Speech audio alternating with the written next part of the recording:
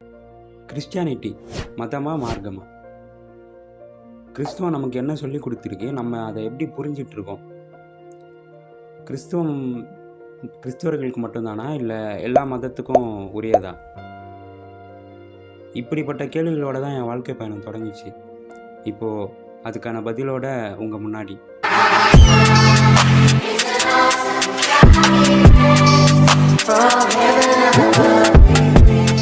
முன்னாடியே இன்ட்ரோவில் சொன்ன மாதிரி கிறிஸ்டியானிட்டி அப்படின்னா என்னன்னே தெரியாமல் நிறைய பேர் இருக்காங்க. வெயிட், என்ன அப்போ எங்களுக்கு தெரியாமையா இருக்கும் அப்படின்னு நீங்கள் கேட்குறது எனக்கு புரியுது. உண்மையை சொல்லணுன்னா நிறைய பேர் அப்படி தான் இருக்காங்க. என் அம்மா அப்பா, என் ஃபேமிலி, என் ரிலேஷன்ஸ் எல்லாம் காலங்காலமாக கிறிஸ்டியன்ஸ்னு, நானும் கிறிஸ்டியன் சொல்லிக்கிறாங்க. பட் அது இல்லைங்க கிறிஸ்துவம். கிறிஸ்டியானிட்டின்றது ஒரு அழகான ரிலேஷன்ஷிப் வித் காட். அது ஒரு லவ், ஃபர்கிவ்னஸ், ஒரு அற்புதமான உறவு. அதை உணர்ந்து நிறைய கிறிஸ்தவர்கள் இருக்காங்களான்னா இல்லை. ஸோ என் ஃபேமிலி கிறிஸ்டியன்ஸ், நானும் கிறிஸ்டியன்னு சொல்லாமல் உங்களையும் என்னையும் படைத்த, நமக்காக உயிரையும் கொடுத்த அந்த அன்பை, இயேசு கிறிஸ்துவின் அன்பை புரிஞ்சு இருப்போமா? அதான் சொல்கிறேன், கிறிஸ்டியானிட்டிங்கிறது ரிலிஜியனும் கிடையாது, அது ஒரு கம்யூனிட்டியும் கிடையாது, அது ஒரு ரிலேஷன்ஷிப். ஏசப்பா நம்மளுக்கு நிறைய விஷயங்களை சொல்லி கொடுத்துருக்காருங்க. அதில் முக்கியமானது லவ் அண்ட் ஃபர்கிவ்னஸ். ஏசப்பா சொல்கிறாரு, உன்னை நேசிக்கிறது போல் பிறரையும் நேசின்னு சொல்கிறாரு.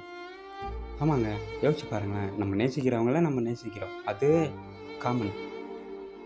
பட் ஏசப்பா அதுக்கும் பலபடி மேலே போய் உன் சத்துருக்களையும் நேசின்னு சொல்கிறாரு.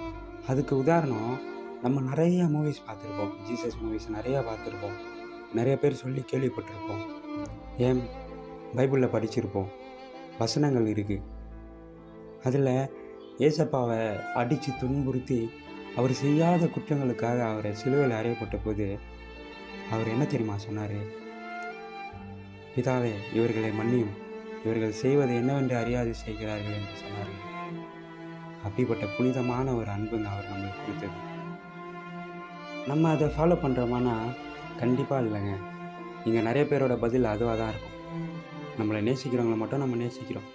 நம்மளுக்கு யாராவது கெடுதல் பண்ணால் அவங்கள திட்டுறது, கோவப்படுறது, அடிக்கிறது, கெட்ட வார்த்தை பேசுகிறது, இப்படி நிறையா விஷயங்களை பண்ணுறோம். ஆனால் ஏசப்பா நம்மளுக்கு சொல்லி கொடுத்தது அது இல்லைங்க, அன்பு. அன்புன்னு ஒன்று இருந்துச்சுன்னு வச்சுக்கோங்களேன், ஆட்டோமேட்டிக்காக மன்னிப்புங்கிறது ஒன்று கூடவே சேர்ந்து வரும். ஸோ அப்போ எப்படிங்க எங்கள் பாவம் இருக்கும்?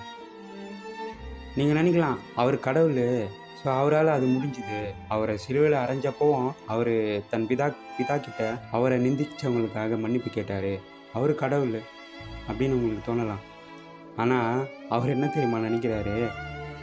அவர் எப்படி பரிசுத்தவானாக இருந்தாரோ அதே போல் நம்மளும் பரிசுத்தவானாக இருக்கணும்னு சொல்லி தான் அதை நம்மளுக்கு அவர் சொல்கிறார். ஸோ அப்படிப்பட்ட ஒரு அன்பை நம்ம உணர்ந்து இருப்போமா? உண்மையான ஒரு கிறிஸ்தவனாக இருப்போமா? அப்படின்னா இல்லைங்க.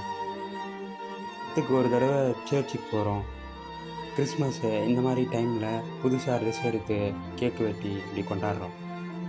கொண்டாடுறதுக்கு பேர் கிறிஸ்துவம் இல்லைங்க, வாழ்கிறதுக்கு பேர் தான் கிறிஸ்துவம். அவராக நம்ம வாழணும், அவருக்காக வாழணும்.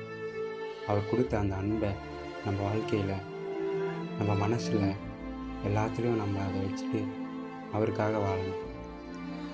அப்படிப்பட்ட புனிதமான ஒரு அன்பை கொடுத்த அந்த தெய்வத்தை உங்களுக்காகவும் எனக்காகவும் நம்ம எல்லாருக்காகவும் ரத்தம் சிந்தி மரித்து 3ஆம் நாள் உயிர்த்தெழுந்த அந்த அற்புதமான ஒரு அன்பு, சிலுவை அன்பு, அந்த அன்பை நம்ம மனசில் வச்சுட்டு நம்ம இருக்குமானா இல்லைங்க.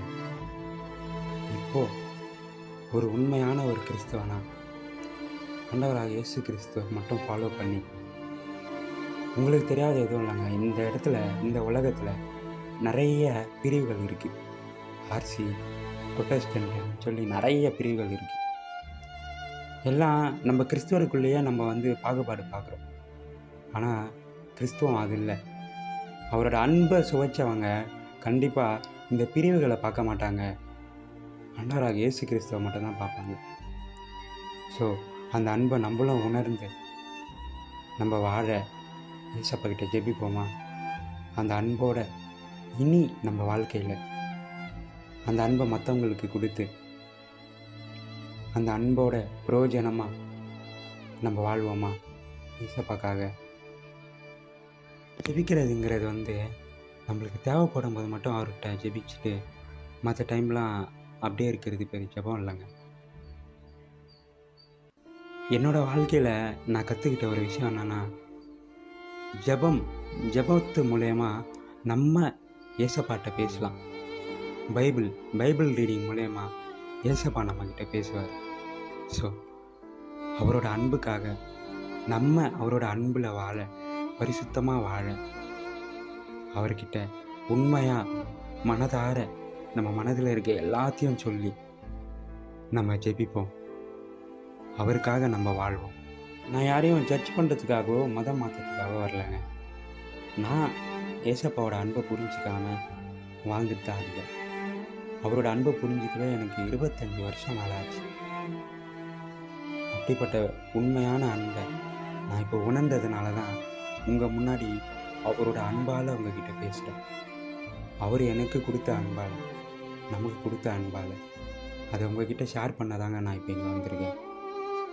அந்த அன்பை நம்ம ஒருத்தருக்கும் மாறி ஷேர் பண்ணி நம்ம வாழ்க்கையை வாழ்வோம். நம்ம வாழ்க்கையை அன்போடையும் மன்னிப்போடையும் வாழ இயேசு கிறிஸ்துவின் அன்பு உங்களோடும் என்னோடும் எல்லோரோடும் இருப்பதாக. ஆமென்.